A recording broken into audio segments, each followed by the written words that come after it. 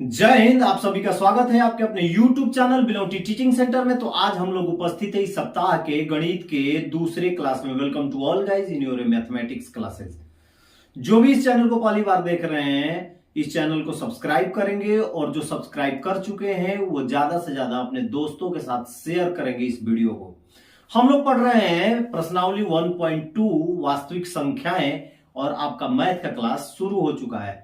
इसके पहले हमने पढ़ाया प्रश्नावली 1.2 का दूसरा क्वेश्चन के दो नंबर के दो क्वेश्चन, जिसमें एक मैंने छोड़ा था। तो चलिए लेट्स स्टार्ट। चलिए, मैंने कल आपको प्रश्नावली 1.2 के दो क्वेश्चन पढ़ाए थे, जिसमें मैंने नंबर 2 का जो तीसरा क्वेश्चन था आपको बताया था कि आप खुद से उसे बनाएंगे। तो उम्मीद है आप लोग बना लिए होंगे। तो चलिए मैं तीसरे को बना देता हूं। आपके सामने देखिए, जो आपको क्वेश्चन था वो तो आप लोगों को याद ही होगा। 1.2 का दूसरा नंबर, पूर्णांकों को निम्नलिखित युग्मों के एचसीएफ तथा एलसीएम ज्ञात कीजिए और इसकी जांच कीजिए कि दो संख्याओं का गुणनफल बराबर एचसीएफ गुणे एलसीएम। तो मैंने आपको सूत्र बताया था, वो आपके दिमाग में फिट हो जाना चाहिए कि first number into second number is equal to HCF into LCM. पहली संख्या गुणे दूसरी संख्या बराबर मस गुणे लस। इस पे हमें क्या करना है, चेक करना है। तो देखिए, हमारा जो तीसरा नंबर का क्वेश्चन है 3 3 6 और मैं आपको बताया भी था कि आप लोग इसे खुद बना लेंगे 5 4। तो सबसे पहले हम क्या करेंगे बाबू, बताया था मैं, जब ऐसा हमें एचसीएफ और एलसीएम निकालने को आए तो सबसे पहले हम क्या करेंगे, दोनों का निकालते हैं एचसीएफ। 3 3 6 एक बार में कितनी बार, 2 बार से जाएगा, 2 बार में 1 6 8। 2 एकम 2, एक बच गया 13, 6 दूनी 12 और 8 दूनी 16। इंग्लिश वाले इंग्लिश का मल्टीप्लाई कर लेंगे। फिर 2 बार में 8 2 जा 16 और 4 2 जा 8। 8 दूनी 16, 4 दूनी 8। फिर 2 बार में जाएगा 4 दूनी 8, 2 दूनी 4। फिर 2 बार में जाएगा 21 दूनी 42। 21 का मल्टीप्लाई 2 बार करते हैं, 21 2 जा 42। अब 3 बार में जाएगा, 3 7 जा 21, 3 7 21। फिर 7 बार में जाएगा 1। ये आ गया हमारा। अब देखिए, इसका गुणनखंड हम क्या करेंगे, नीचे लिख देंगे 2 into 2 into 2 into 2 into 3 into 7। ये इसका हो गया गुणनखंड। अब दूसरा नंबर है 5 4। 5 4 2 बार में जाएगा, क दूनी 54 यानी 27 2 जा 54। 27 दूनी 54 होता है 3 नवा 27 यानी 3 9 जा 27। 3 3 जा 9 और 3 का 1। ये आ गया इसका गुणनखंड। अब चलो इसको भी क्या करेंगे, हम नोट कर लेंगे। 2 इंटू 3 इंटू 3 इंटू 3। एक यहां रखे यहां रखे, कोई वैल्यू उसका बदलता नहीं है। देखिए, एक 2 मिल रहा है और इधर भी एक 2 मिल रहा है। दोनों क्या है, हाईएस्ट कॉमन फैक्टर है। इधर भी एक 3 मिल रहा है और इधर भी एक 3 मिल रहा है। तो क्या करेंगे, एचसीएफ बराबर हमारा कितना हो जाएगा, एचसीएफ बराबर, स्पेस कम है तो ऊपर लिख देता हूं मैं इसको। चलिए लेके चलते हैं हम थोड़ा ऊपर, यहां एचसीएफ लिख लेंगे। 2 इंटू 3 इंटू 3 इंटू 3। ये हमारा 2 कॉमन है, 3 कॉमन है। अब आ गया एचसीएफ बराबर 2 इंटू 3। कितना हो जाएगा, यानी 6 हमारा हो गया एचसीएफ। अब एलसीएम का बात है, तो एलसीएम लिखने के लिए क्या करेंगे, जो दो मिल रहे हैं उनको सेम लिखेंगे, दोनों की जगह पे एक एक लिखेंगे, बाकी जो जैसे है उसको इनटू कर देंगे। अब देखिए, 2 और 3 दोनों में है तो हमने एक एक ले लिया।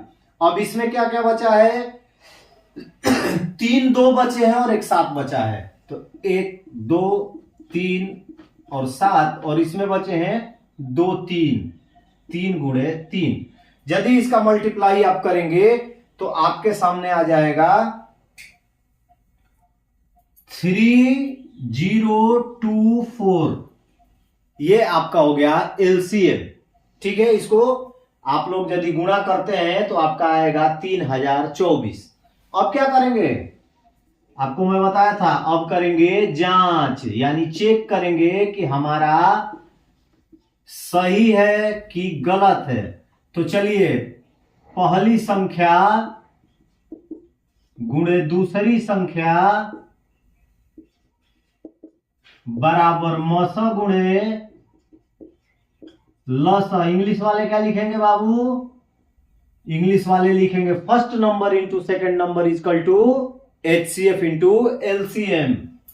अब पहली संख्या हमारा था 336 इंटू 54, हमारा HCF आया 6, LCM आया 3024। अब चलिए इसको करते हैं, 4 छक्का 24 के 4, हाथ में 2, 6 दूनी 12 और 2 14, हाथ में 1, 6 का 0 और 1 7 और 6 18। इंग्लिश वाले इंग्लिश का मल्टीप्लाई करेंगे, ठीक है, यानी ये 1 आएगा, 6 का 0 और हासिल जो था आ गया 1, 18,144 इधर आएगा, और इसको भी यदि गुणा करेंगे तो ये भी आएगा 18,144। ये हमारा जब बराबर आ गया तो यही हमें जांच करना है कि दो संख्याओं का गुणनफल उसके मसों और लसों के गुणनफल के बराबर होता है, यानी हमारा ये जो है it will be right answer. ये हो गया हमारा सही क्वेश्चन। तो चलिए इसको फटाफट नोट कर लीजिए।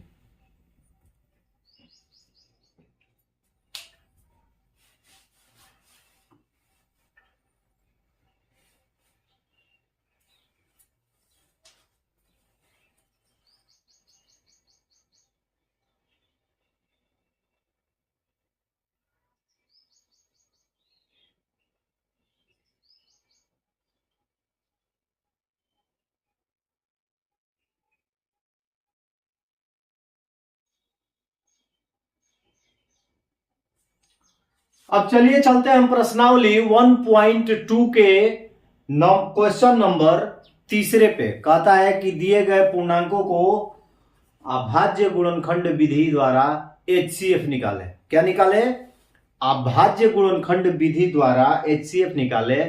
Find the HCF and LCM of following integer by the unique multiply method. ठीक है, यूनिक मल्टीप्लाई मेथड द्वारा तीसरे में हमें क्या निकालना है, LCM और HCF। उसमें किसी प्रकार की कोई जांच नहीं करनी है, हमें सिर्फ क्या करना है, गुणनखंड विधि द्वारा हमें निकालना है मस और लस। तो चलिए क्वेश्चन नंबर 3 का जो पहला है उसमें हमको दिया हुआ है 17, 23 एंड आपके सामने क्वेश्चन है, देखिएगा 29। कभी कभी ऐसे क्वेश्चन आते हैं ना जिनका गुणनखंड हम नहीं देख पाते हैं। जैसे देखिए 17 है बाबू, 17 को हम किसी से नहीं कटा सकते हैं। 23 है, वो ये सिर्फ एक और खुद से कटेगा।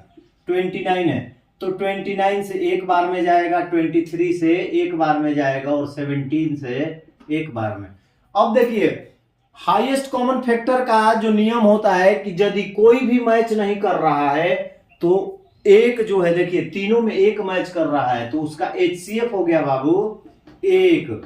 हमेशा याद रखिएगा कि वैसी संख्या है जिसका गुणनखंड में जो हमारे पास 2, 3, 4 जो भी संख्याएं दी गई हैं और उसका HCF ज्ञात करना है और उसमें गुणनखंड में कोई मैच ना करे तो उसका HCF हमेशा 1 होता है, क्योंकि वो संख्याएं स्वयं से जब कटती है तो एक बार में कट जाएंगी। 17 से 17 एक बार में कटेगा।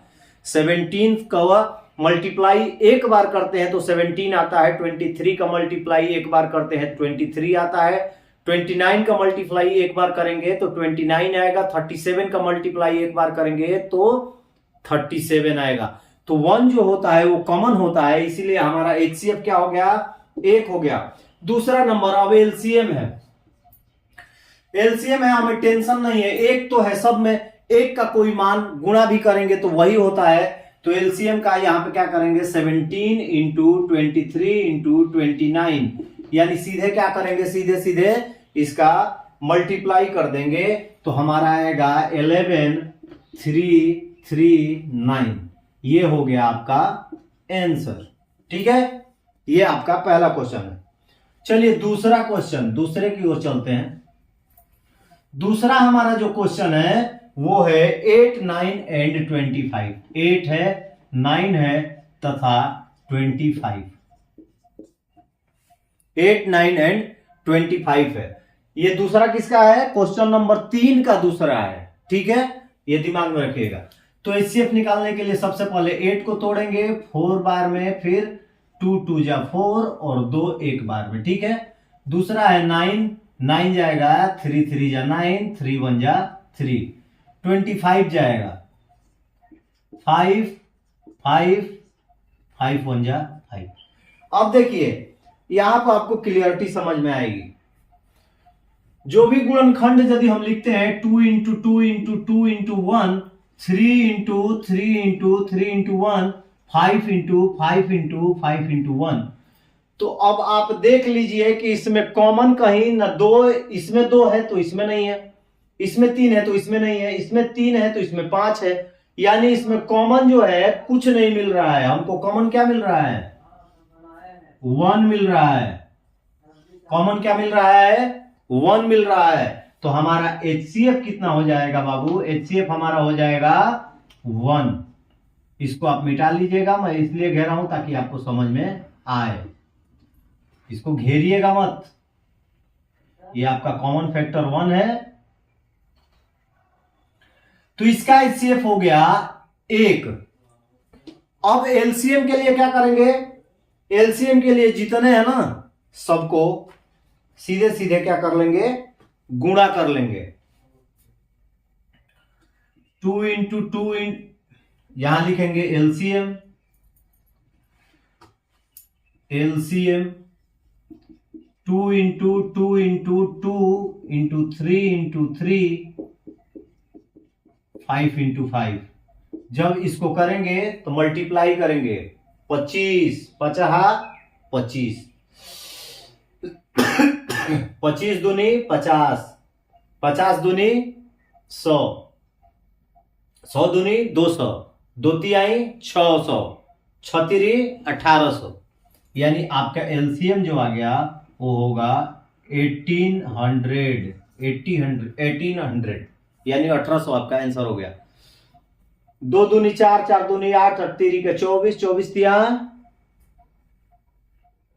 यानी जब आप इसको गुणा करेंगे तो आपके पास आएगा 1800। 50 25, 25 दूनी 50, यानी 5 5 जा 25, 2 जा 50, 50 2 जा 100, 100 2 जा 200, 200 3 जा 600, 600 3 जा 1800, यानी 1800 आपका एलसीएम आएगा।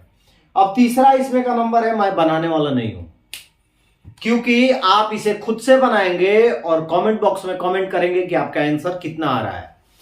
और ये क्वेश्चन मैं सॉल्व भी अगले क्लास में नहीं करने वाला हूं, ये क्लियर मैं बता देता हूं। आपको खुद करना है, तभी आपको समझ में आएगा कि आपको ये समझ में आया कि नहीं आया है। ठीक है, तो इसका जो नंबर 3 का प्रश्नावली 1.2 के नंबर 3 का जो तीसरा क्वेश्चन है आपको खुद सॉल्व करना है। ठीक है, तो चलिए फिर मिलेंगे अगले क्लास में। आज की वीडियो में बस इतना ही, तब तक के लिए आप सभी को जय हिंद। इसको नोट कर लीजिए।